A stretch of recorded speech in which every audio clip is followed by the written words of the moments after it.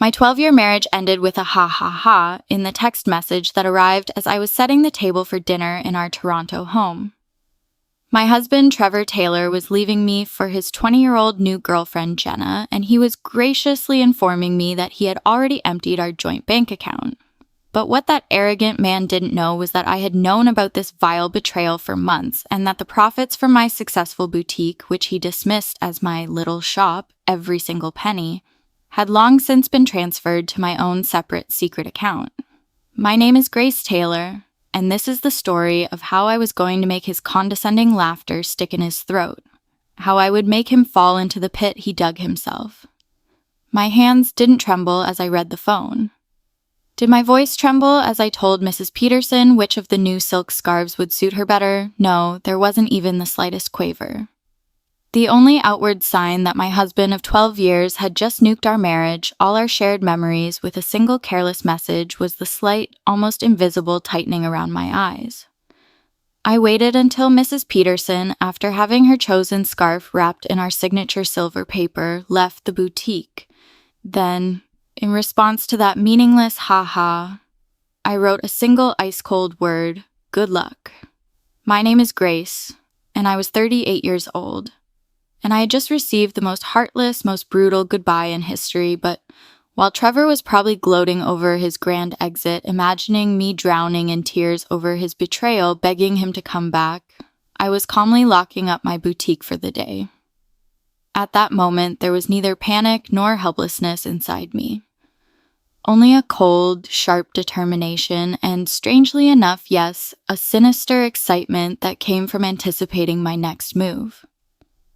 The signs had been there for months. Looking back, I could see them all, one by one, fitting into place like pieces of a puzzle.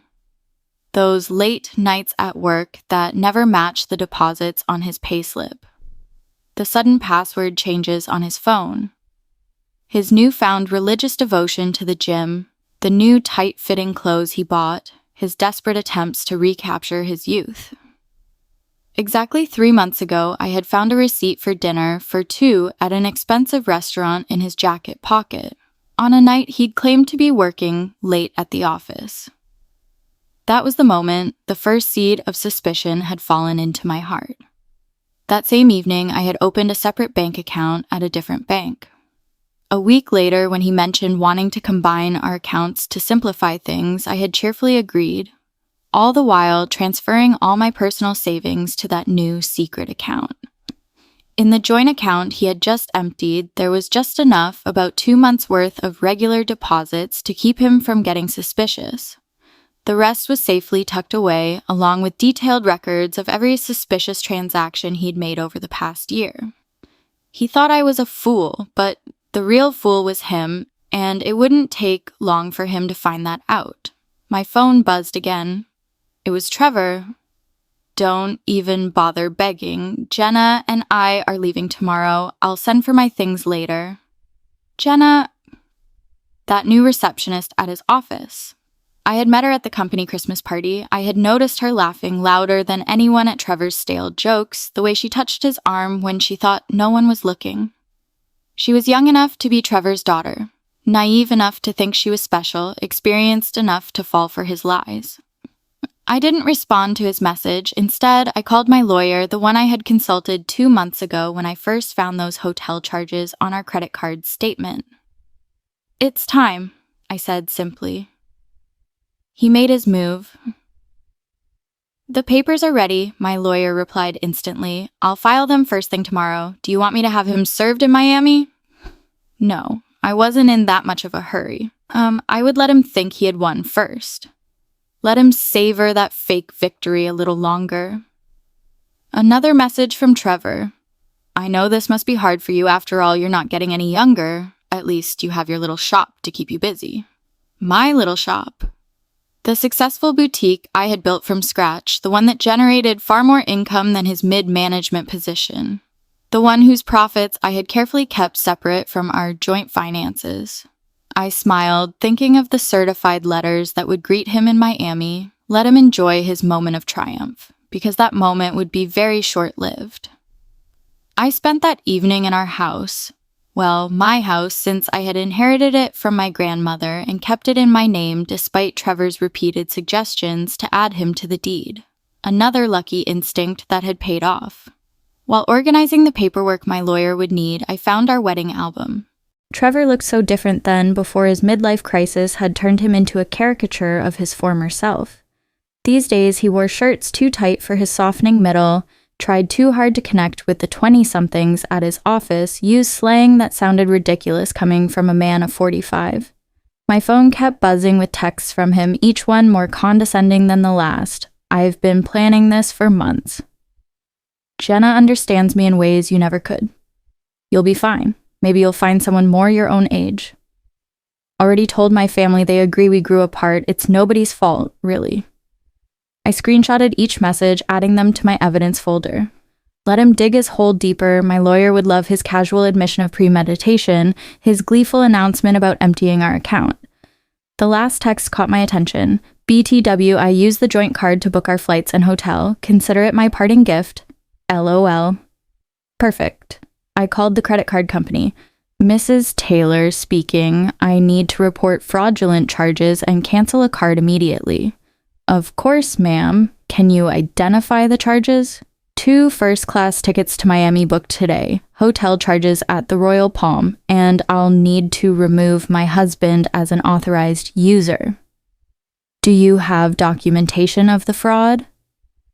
Text messages from my husband admitting he used our joint card to book travel with his girlfriend after emptying our bank account.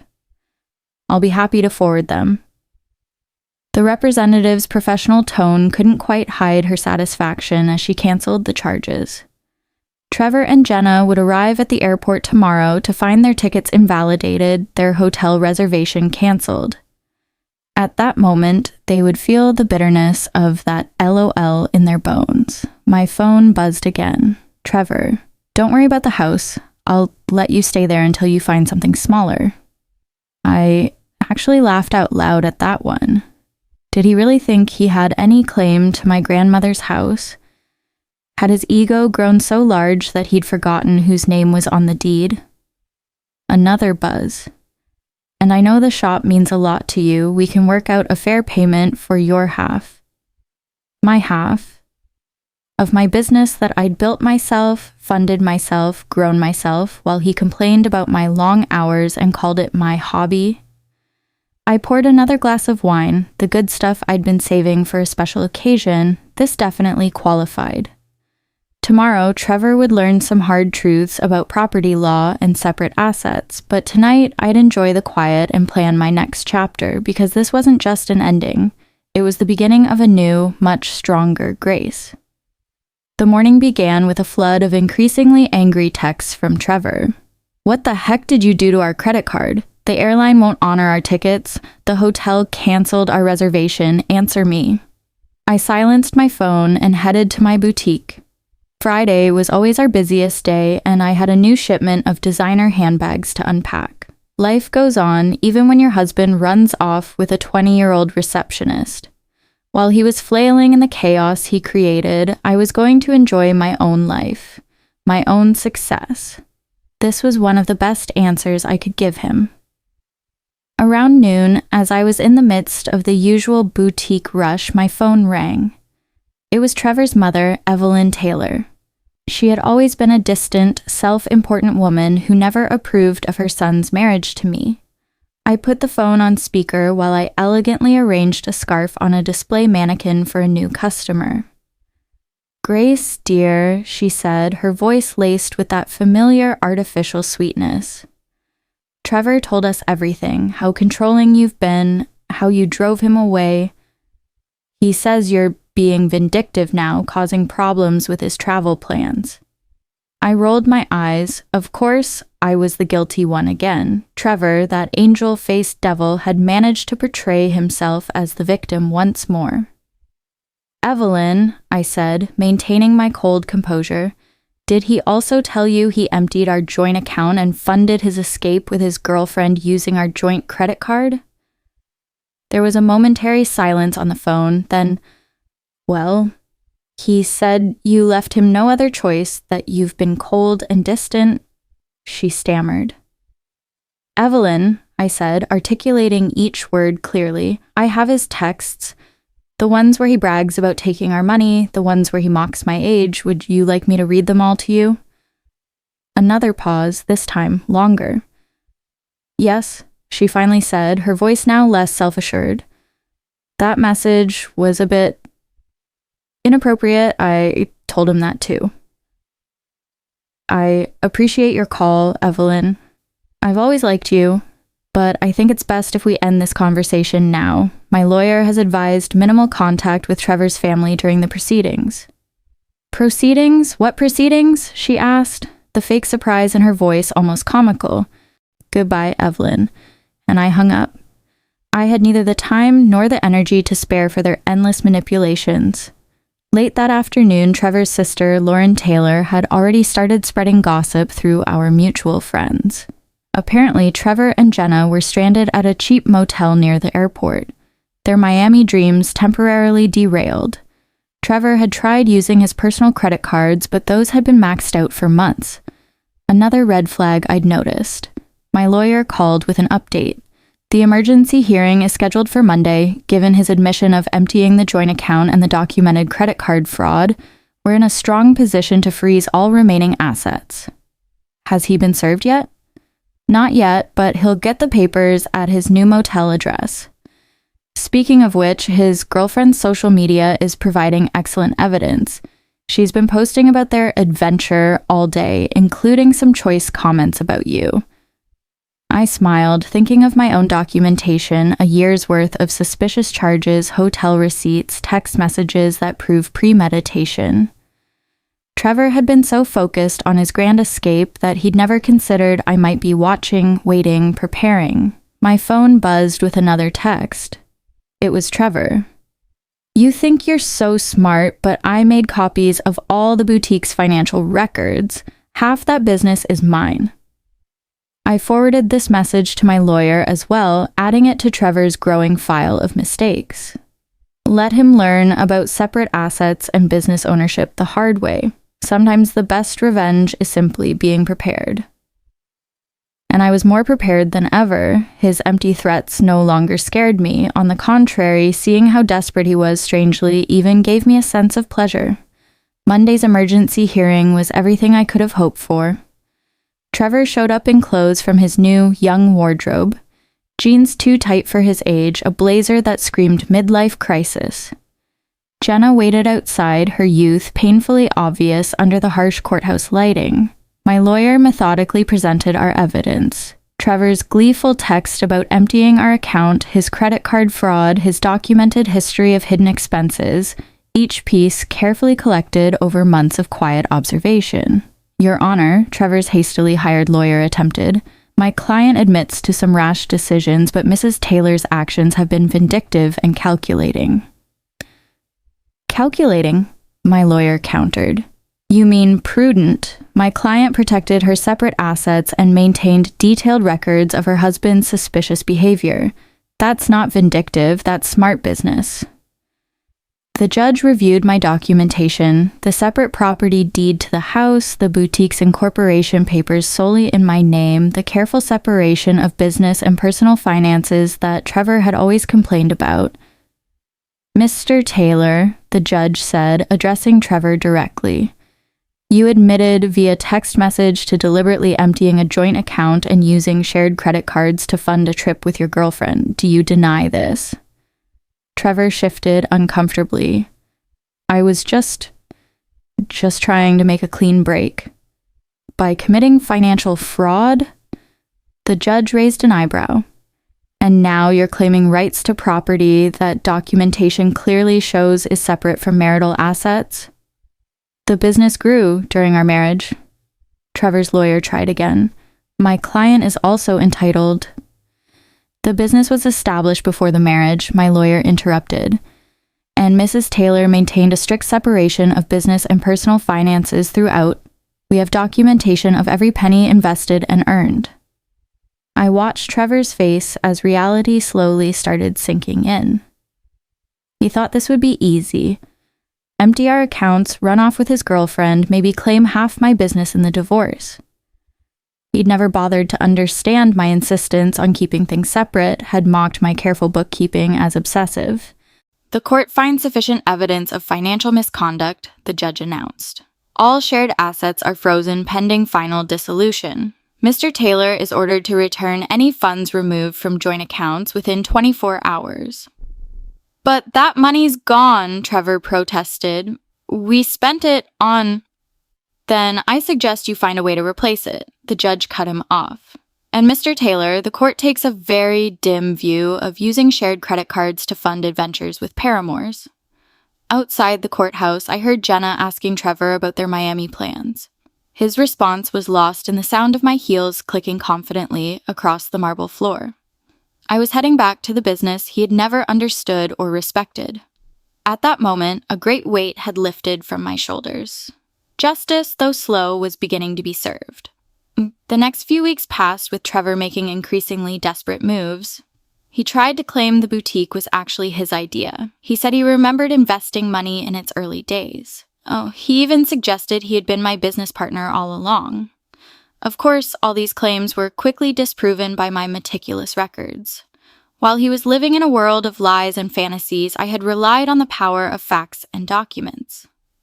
He's getting more desperate, my lawyer observed during one of our phone calls. His girlfriend's social media shows they're now staying in a studio apartment.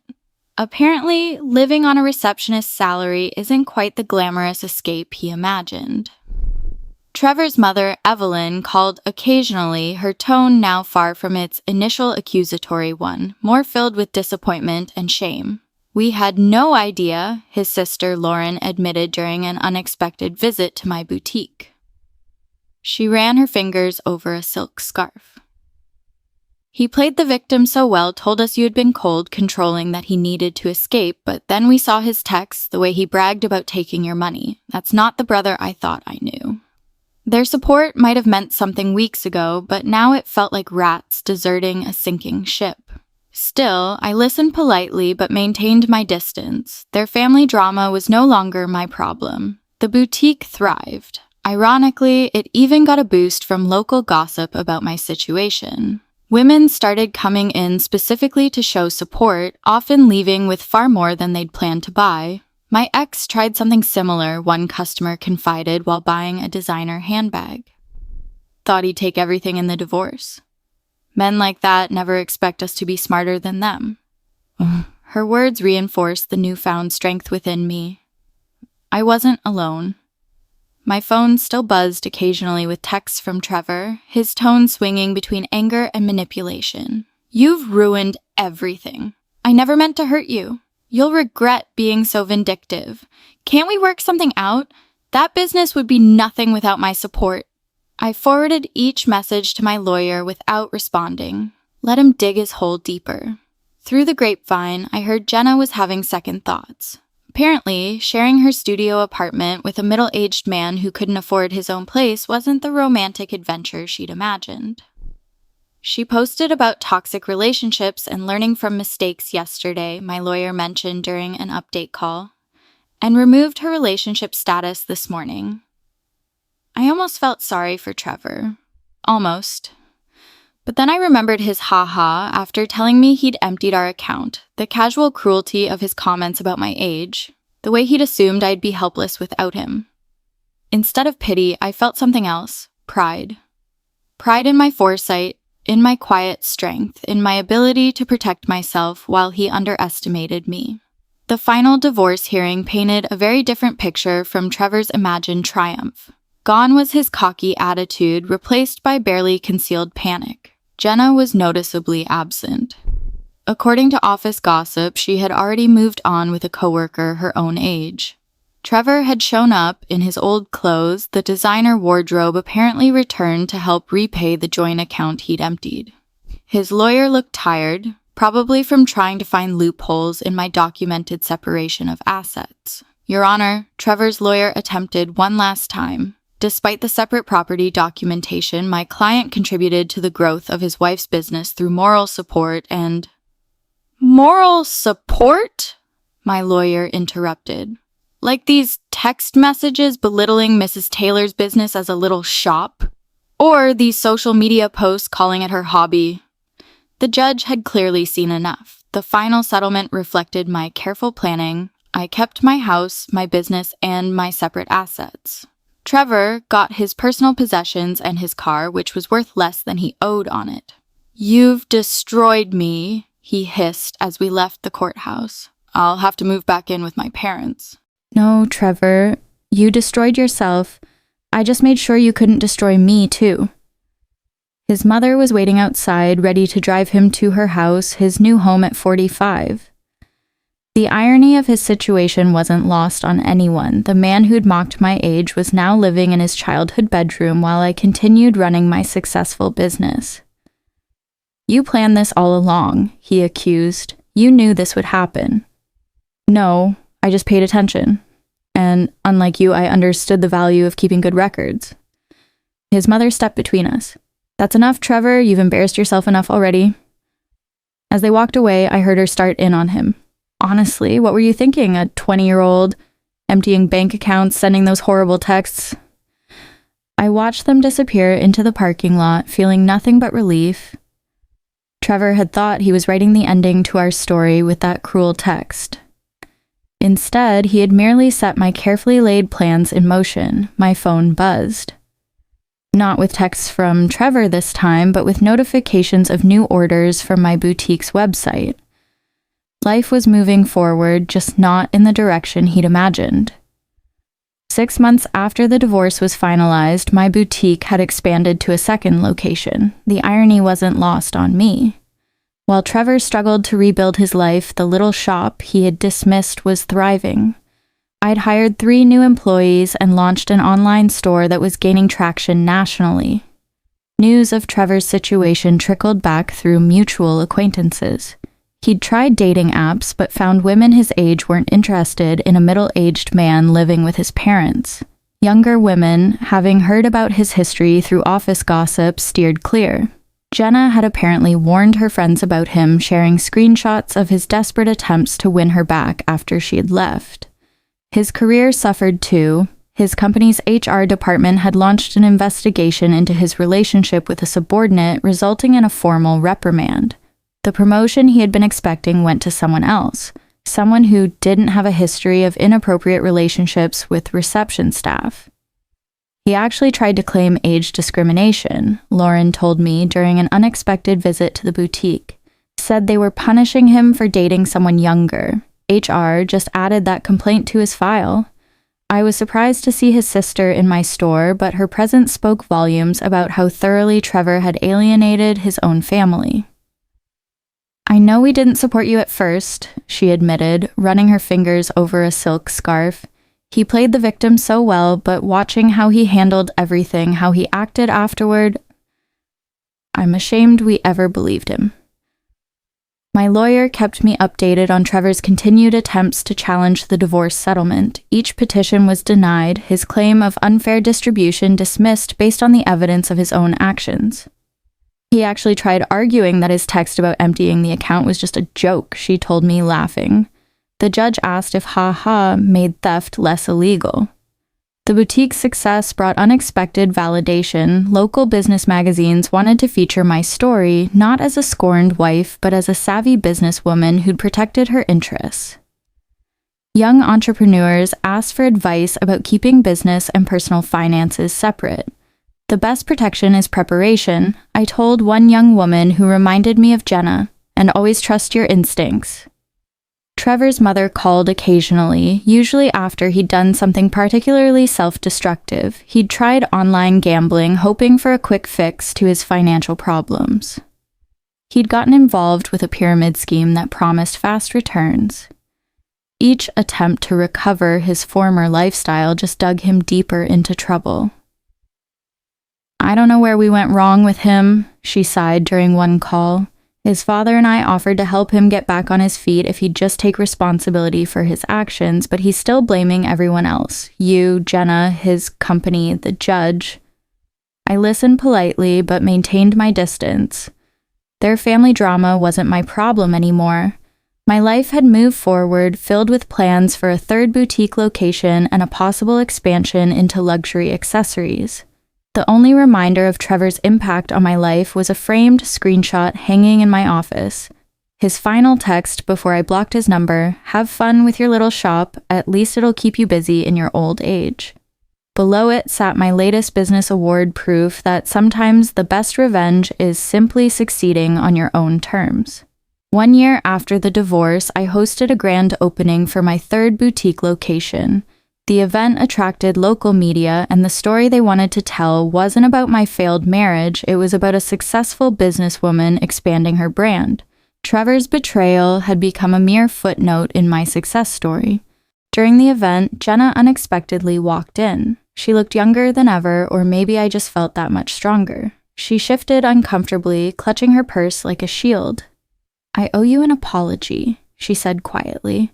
"I believed everything he told me about how you were cold, controlling, how you didn't support his dreams. Then I watched him try the same manipulation tactics on me when things got tough." I continued arranging a display of designer sunglasses. "Those weren't his dreams, Jenna. They were escapes. There's a difference."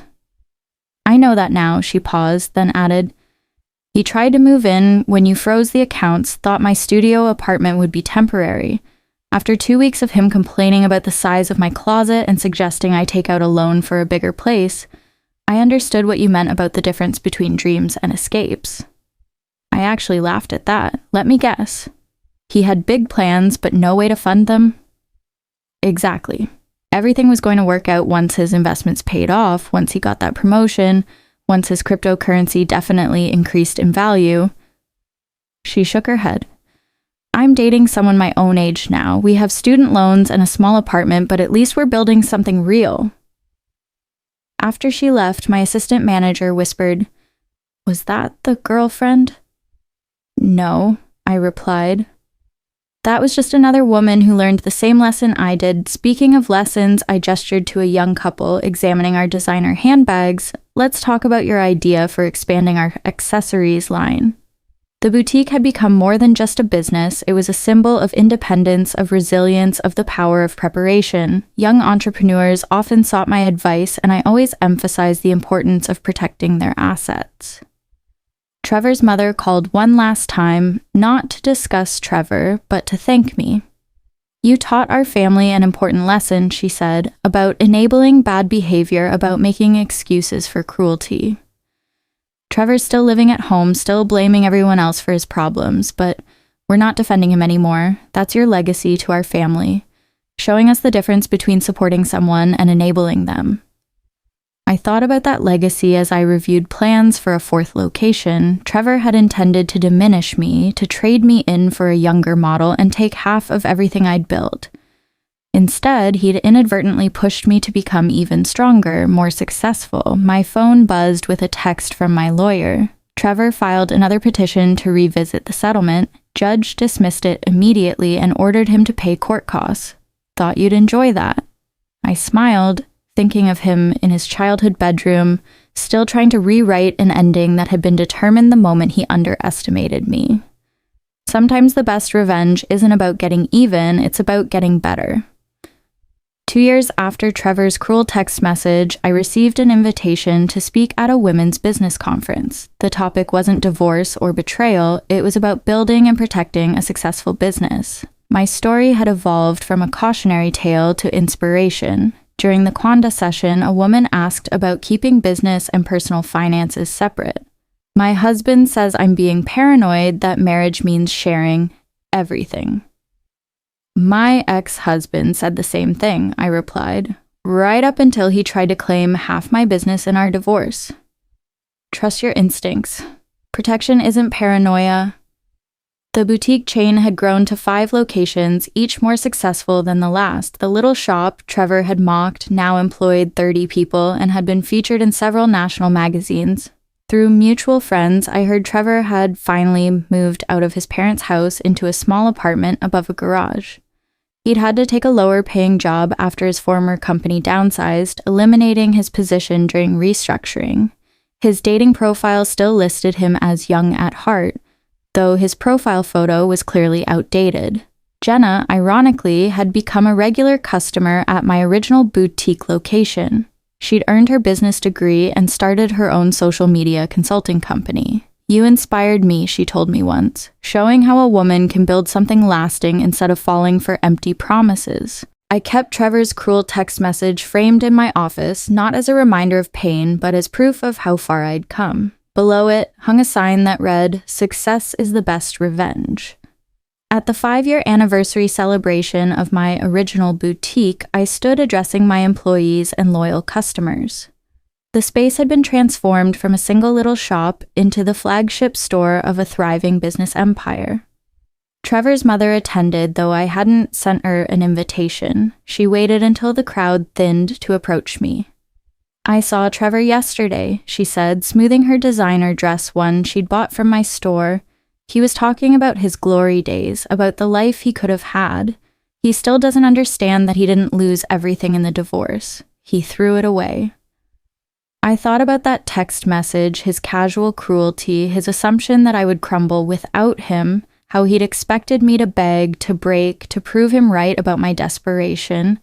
Instead, I'd built something stronger than before. Each new boutique location was a testament to what women could achieve when they stopped dimming their light for insecure men. The young saleswoman I'd hired last month, coincidentally also named Jenna, came over with a question about the new inventory system I'd implemented. As I explained the process, I caught a glimpse of my reflection in the store window. I saw what Trevor had failed to see 5 years ago. Not a woman getting older, but one getting wiser, stronger, more successful. His cruel text message had meant to be an ending. Instead, it had been a beginning, not just for me, but for every woman who heard my story and realized she deserved better than someone else's midlife crisis.